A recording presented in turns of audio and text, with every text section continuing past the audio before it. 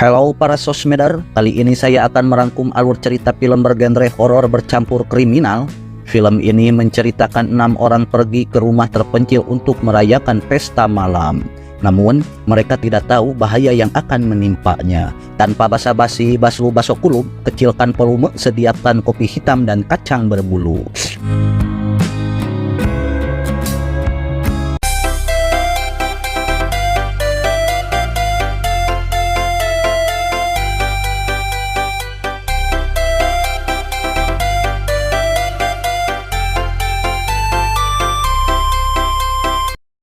Film memperlihatkan 3 orang wanita bernama Amy, Molly, dan Olive sedang membicarakan pesta malam yang akan mereka hadiri di rumah paman pacarnya Amy.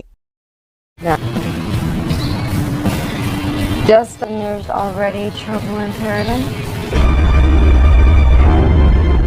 Scene berganti kepada 3 orang pria sedang mencoba pakaian untuk menghadiri perayaan di sekolahnya nanti malam. Namun Nilsson, pacarnya Amy, mengajak Andre dan Travis berpesta di rumah pamannya seusai menghadiri perayaan di sekolah. Welcome. Malam harinya Amy beserta kawannya sedang menunggu pacar mereka untuk menghadiri perayaan di sekolah. Tak lama, pacar mereka datang menjemput. Grab her overnight bag.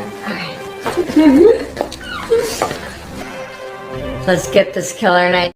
Singkat cerita, perayaan sekolah selesai dan mereka pun bergegas pergi ke rumah pamannya Nilsson untuk berpesta kedua kalinya.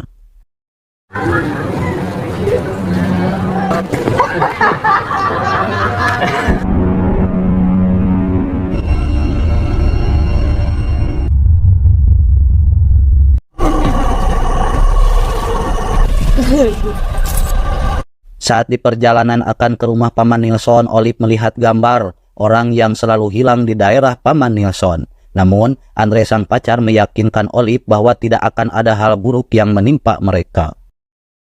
Alright. Don't you start with that spook day. Sesampainya di kediaman paman Nilsson, Olive dan Molly mengganti pakaian. Di saat mereka sedang mengganti pakaian, Olive terkejut melihat orang di luar jendela kamar dan pergi untuk memberitahukan kepada teman-temannya. Terlihat Amy yang sedang meneguk jus tom. Datanglah Olive bersama Molly sambil memberitahu jika tadi Olive melihat seseorang di luar jendela kamar. Nilsson meyakinkan Olive jika di daerah itu selalu ada orang datang untuk memancing di danau. What you got? Man, me and my cousin used to watch these all the time. Hold on. Who watches this? Motel Hell. Yo, these are Waktu yang semakin malam, terlihat Molly yang ingin melakukan pengempudan mengajak Travis ke tepi danau. Namun Travis menolak ajakan Molly sampai Molly marah dan pergi sendirian. Fine.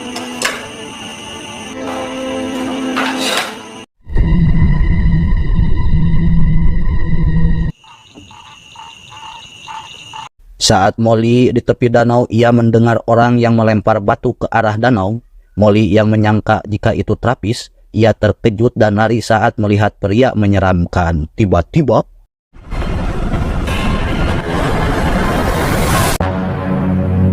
sebelum lanjut ke alur ceritanya lagi, hatur nuhun pisan yang artinya terima kasih banyak para sosmeder yang sudah mensupport sampai subreknya 200 lebih. Tanpa dukungan dan kunjungan dari para sosmeder, channel Ninggal Films tidak ada apa-apanya. Lanjut. Scene berganti pada Travis bersama kawan-kawannya. Lalu salah seorang kawannya menyuruh Travis mencari Molly yang tak kunjung kembali. Saat Travis mencari dan memanggil-manggil Molly, ia mendengar suara dari garasi mobil pamannya Nilsson. Kemudian,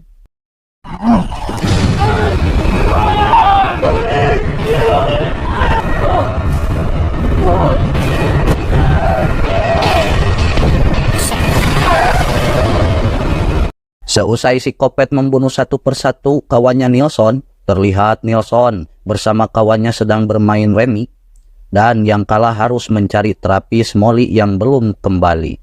Ternyata Nilsson dan Amy pun kalah harus mencari Travis dan Molly. Setelah Amy bersama Nilsson pergi, Andre tidak menyia-nyiakan sikon untuk melakukan pengempudan.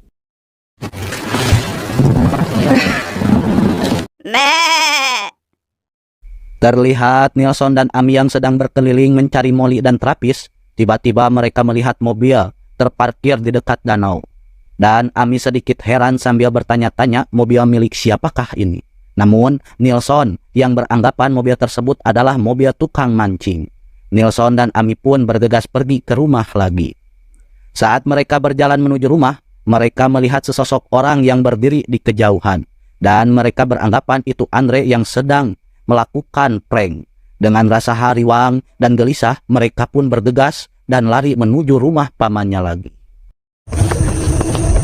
Scene berganti pada Olive yang baru selesai adus merasakan jika di kamar mandi ada seseorang. Tiba-tiba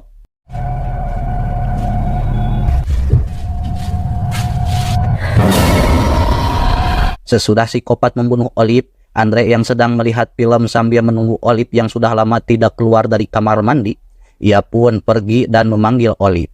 Namun Andre kesal karena Olive tak menjawab, ia pun pergi mengambil minum. Di luar rumah terlihat Ami Nilson bersama Andre. Ami menanyakan apakah pria yang berdiri di dekat lampu jalan ialah Andre. Andre yang heran pun menjawab jika dirinya tidak pernah pergi keluar. Mendengar hal itu, mereka masuk untuk melihat Olive yang belum keluar dari kamar mandi. Saat mereka di dalam, Andre kebingungan bercampur keheranan. TV yang sudah dimatikan menyala lagi. Kemudian mereka memanggil Olive yang tak ada jawaban sama sekali. Ami yang sedang di dapur melihat gambar wajah orang-orang hilang 3 bulan lalu sambil menanyakan pada Nilson kenapa pamannya menyimpan gambar tersebut. Dengan simpelnya Nilson menjawab tidak tahu. Mereka yang sudah merasakan ada keganjalan, Nilson pergi untuk membawa pakarang di mobilnya. Terlihat Ami dan Andre yang sedang mendobrak pintu kamar mandi. Alangkah terkejutnya mereka berdua saat melihat darah di mana-mana. Kemudian Ami dan Andre bergegas akan meninggalkan rumah tersebut. Malam semakin larut tidak paketan. Terlihat si Kopet sudah ada di belakang Nilson. Nilson terkejut saat melihat si Kopet ternyata pamannya sendiri. Tanpa basa dan basi si Kopet menghunuskan goloknya.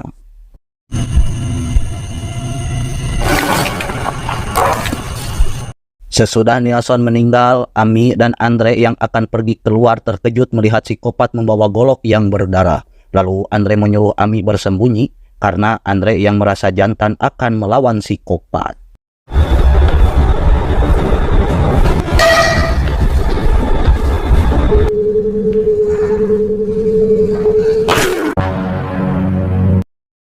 Setelah kekalahan Andre, Ami yang bersembunyi sambil menangis dan keheranan kenapa pesta berubah menjadi horor. Ami yang sudah melewati batas ketakutan memberanikan diri untuk keluar. Di saat Ami akan keluar, si Kopet sudah ada di depan pintu. Ami yang ngelepar bercampur hariwang. Karena belum nikah takut mati muda, ia berniat untuk melawan si Kopet tersebut. Ami yang berhasil melawan si Kopet lari ke dalam garasi mobil. Namun, jantung Ami yang belum tenang, ia melihat mayat para sahabatnya sambil menjerit sampai si Kopet mengetahui Ami bersembunyi di garasi dan menariknya keluar. Namun, Ami yang tidak mau mati seperti sahabatnya, tiba-tiba Janari yang artinya subuh menjelang pagi, Ami yang selamat pergi pulang ke rumahnya.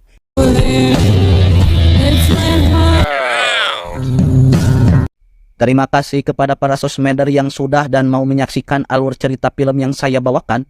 Namun jangan lupa bagi para sosmeder yang senang dan menyukai alur-alur cerita, jangan lupa dukungannya.